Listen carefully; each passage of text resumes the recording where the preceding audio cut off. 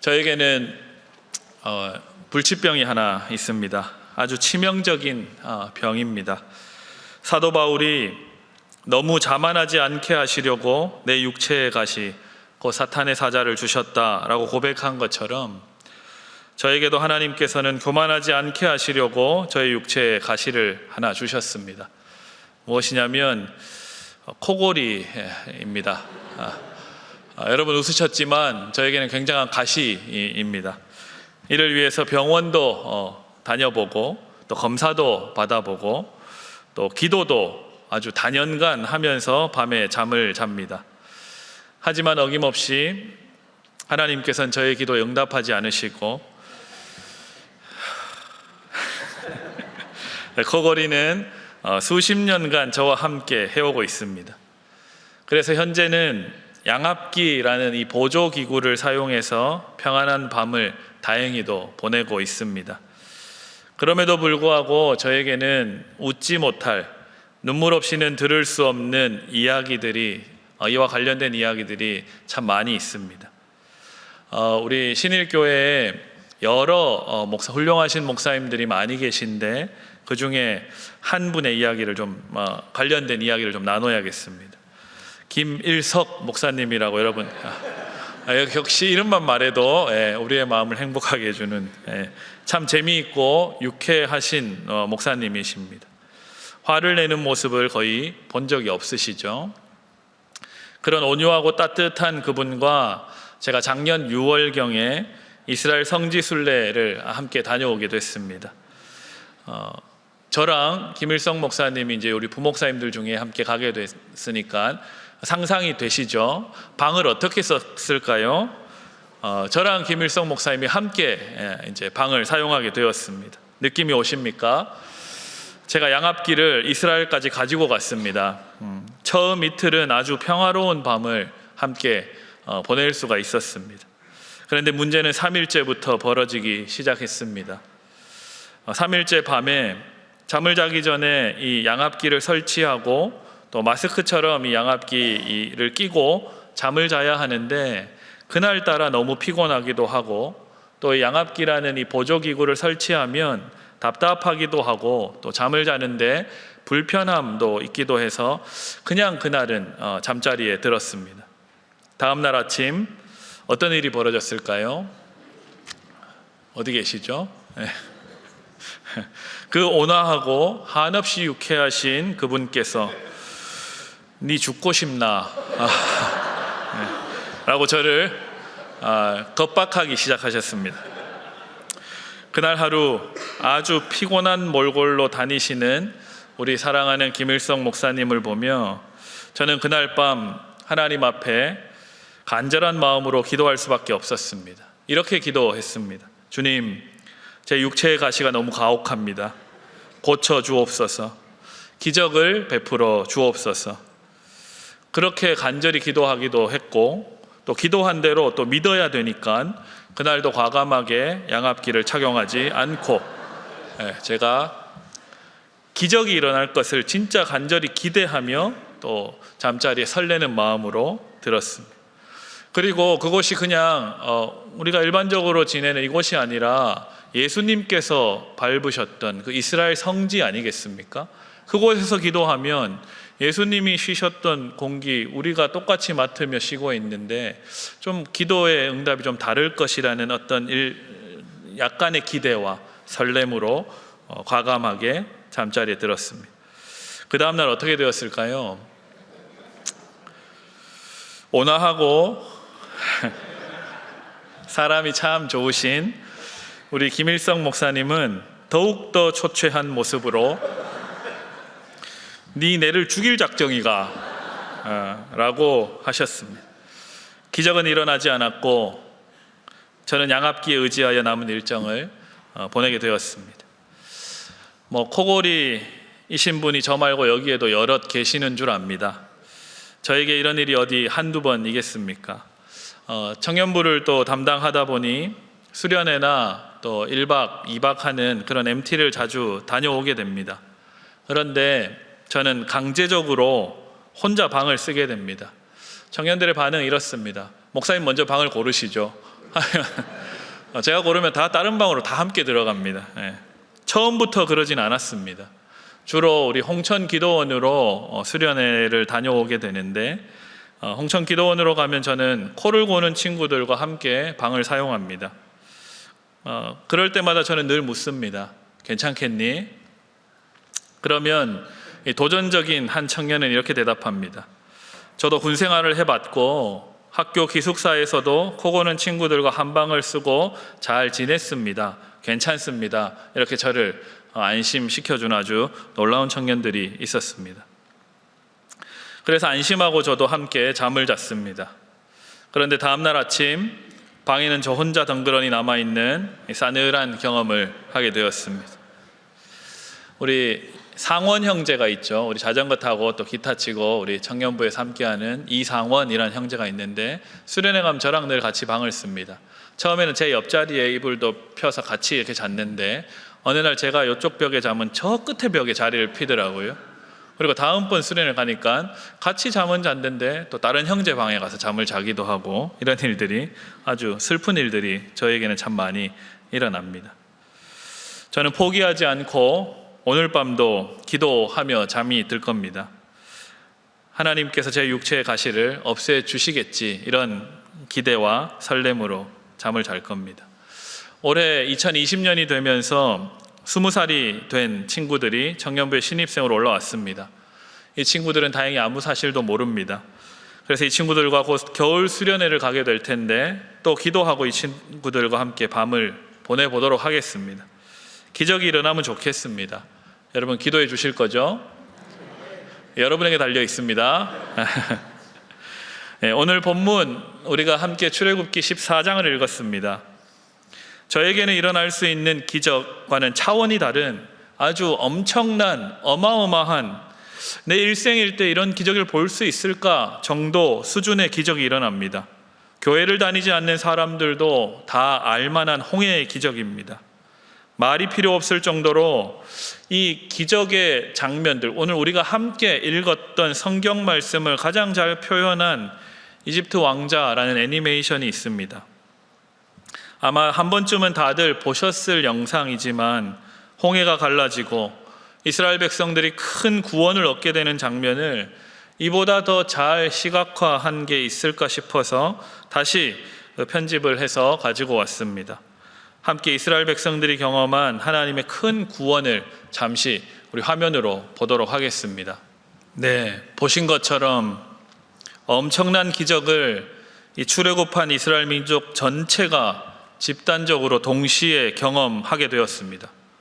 이 정도 기적을 경험했다면 이스라엘 백성들은 크신 하나님, 도우시는 여호와를 평생 잊지 못하고 잘 살아야 하는 게 맞습니다.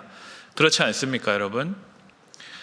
저에게 코골이가 멈추는 아주 소박한 기적이 일어난다면 하나님을 믿는 믿음이 더욱 튼튼하고 깊어질 것만 같기도 한데, 홍해가 갈라지고 쫓아오는 대적들이 몰살을 당하게 되고 완전하고 완벽한 기적을 경험한 출애굽 백성들은 오죽하겠습니까? 그래서 오늘 본문은 이렇게 묘사하고 있습니다. 오늘 우리 함께 읽었던 출애굽기 14장 31절 말씀 다 같이 다시 한번 읽어보도록 하겠습니다. 함께 읽습니다. 시작. 이스라엘이 여호와께서 애굽 사람들에게 행하신 그 큰 능력을 보았으므로 백성이 여호와를 경외하며 여호와와 그의 종 모세를 믿었더라. 아멘. 그래서 31절이 끝이 나고 출애굽기는 15장으로 넘어가게 되는데, 모세로부터 온 백성들이 찬양을 하며 기뻐 춤을 추고 뛰며 큰 구원을 베푸신 여호와 하나님을 높여드립니다. 심지어 주변 나라들이 긴장하며 두려움에 사로잡히기까지 합니다. 왜 그럴까요? 평생 한번 일어날까 말까 한 큰 기적이 하나님의 백성들에게, 불과 얼마 전까지 존재감조차 없었던 애굽의 노예들에게 일어났기 때문입니다. 그냥 존재감 하나 없는 노예 집단에게 일어났던 하나님의 큰 기적 때문에 주변의 모든 강대국, 주변 모든 나라들이 이들과 함께하는 하나님을 두려워하며 긴장하게 된 것입니다. 이처럼 세상적으로는 가장 미약하고 존재감도 없는 인생과 삶일지라도 하나님 손에 우리가 붙들리기만 한다면 세상이 감당하지 못할 능력이 나에게도 그리고 우리에게도 이루어질 줄 믿습니다. 아멘. 이 정도까지 우리가 하나님의 말씀을 살펴본 뒤에는 자, 이제 여러분이 바라고 꿈꾸는 기적을 상상하시면서 눈을 감겠습니다 라고 하고 제가 여기서 기도하고 그런 기적이 막 일어난다면 저는 일약 유명 인사가 되지 않겠습니까? 우리 배요한 위임 목사님 정도 수준으로 이제 상승할 수 있지 않겠습니까? 혹시나 그런 기적이 또 일어날까봐 그렇게 하진 않겠습니다. 우리의 마음에는 이와 같은 크고 작은 삶의 기적들이 일어나기를 우리는 바라며 살고 있습니다. 하나님의 큰 구원의 역사인 홍해의 기적뿐만 아니라 신약에는 예수님께서 일으키신 여러 기적들도 등장합니다. 병이 낫고 귀신이 떠나가고 죽은 자가 살아나는, 그리고 심지어 물 위를 걷기도 하시고 누군가를 걷도록도 하시는 그런 기적이 성경 곳곳에는 등장하고 있습니다. 그래서 오늘 우리는 이 하나님의 말씀인 성경을 읽으면 나에게도 이런 종류의 어떠한 기적이 일어나지 않을까 기대하게 되고 또 상상하게도 됩니다. 그런데 우리가 여기서 한번 진지하게 이 말씀을 좀 더 살펴보아야 합니다. 놀라운 홍해의 기적이 출애굽기 14장에 등장했던 이스라엘 백성들에게 일어났습니다. 홍해의 기적이 일어났는데 이 기적을 경험한 백성들의 삶은 어떻게 변했을까요? 좀 나아졌을까요? 하나님 보시기에 흡족하게 되었을까요? 결과부터 말씀드리면 아닙니다. 여전히 마라의 쓴물로 인해서 바로 불평하며 불만을 쏟아놓습니다. 결국 자신을 인도해 내셨을 뿐 아니라 엄청난 기적까지도 베풀어 주시면서 구원해 주신 하나님을 믿지 못하여서 광야에서 40년간 유리 방황하며 결국 이 출애굽 1세대들은 몇 명 남기지 못하고 다 죽음 당하게 됩니다. 기적의 효력이 아주 짧습니다. 예수님께서는 한 중풍병자의 병을 고쳐주시면서 너의 죄가 사함을 받았노라 라고 기적적인 선언을 해주셨습니다. 그런데 사람들은 병이 낫는 기적에 더욱 집중합니다. 예수님께서는 그런 우리들에게 너의 죄 사함을 받았느니라 하는 말과 일어나 걸어가라 하는 말 중에 어떤 것이 쉽겠느냐라고 물으십니다. 여러분은 어떠십니까? 죄 사함을 받는 기적, 그것과 실제로 병이 낫는 기적, 어떤 것을 더 원하십니까? 역시 믿음이 역시 전도대 훌륭하십니다. 예. 제사함의 기적을 비롯해서 하나님이 나와 함께 해주겠노라고 하신 약속, 심지어 우리를 날마다 사랑하시고 책임지신다는 그러한 기적들이 매일 밥 먹듯이 우리에게는 일어납니다. 그런데 우리의 삶에는 큰 감동보다는 별 감흥이 느껴지지 않을 때가 많이 있습니다. 때때로 반복되는 일상 앞에 우리는 불평과 불만과 짜증을 터뜨릴 때도 많이 있습니다. 우리의 삶은 어떠한 눈에 보이는 기적보다는 보이지 않는 어떤 죄사함이나 하나님이 함께 해 주시겠노라 하는 그 일상의 기적이 일어나고 있음에도 불구하고 우리의 삶은 그대로인 것만 같습니다. 왜 그렇습니까? 우리가 죄인이라서 그렇습니다. 은혜를 쉽게 잊어버리고 기적의 어떤 강렬함 정도가 더욱 커야만이 인상적인 은혜로 받아들이는 죄인의 고집스러움이 우리에게 여전히 남아있기 때문에 그렇습니다. 홍해가 갈라지고 마른 바닥을 두 발로 걸어서 건너고 쫓아오던 세계 최강의 애굽 군대가 홍해 바다에 수장된 사실이 기적이 아닙니다. 기적은 이러한 큰 구원을 경험한 이스라엘 백성들 각 사람들의 삶에서 시작되는 것입니다. 사도 바울은 그래서 이 홍해 사건을 이렇게 표현하고 있습니다. 고린도전서 10장 1절과 2절의 말씀입니다. 함께 읽어보도록 하겠습니다. 같이 읽습니다. 시작.